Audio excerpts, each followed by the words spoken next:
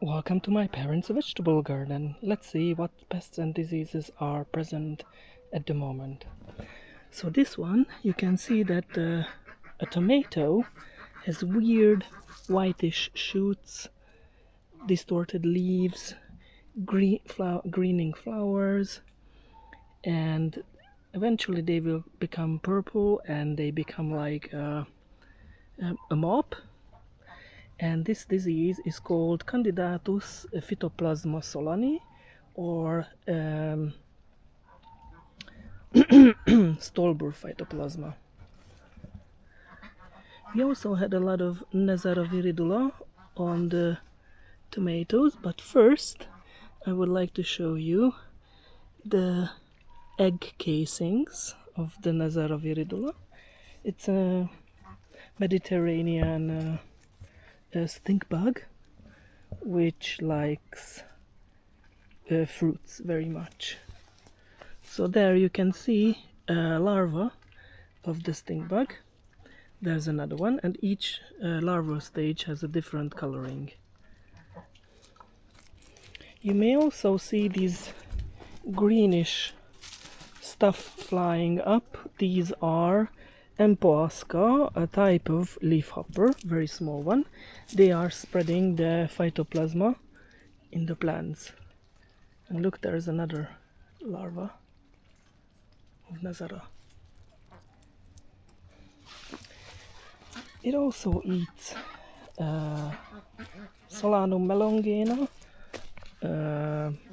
aubergine, tomatoes, there's another one, and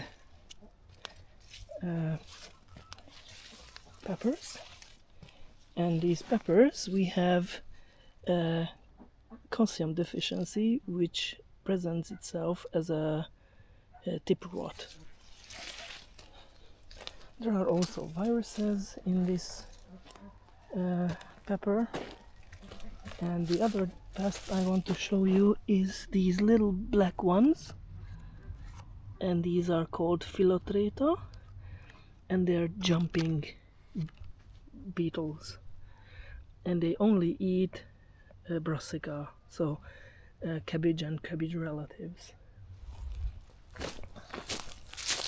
We have some leaf spots on the beetroots, and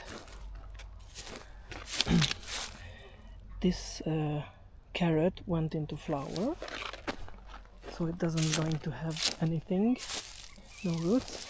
And here we have a virus disease of cucurbits.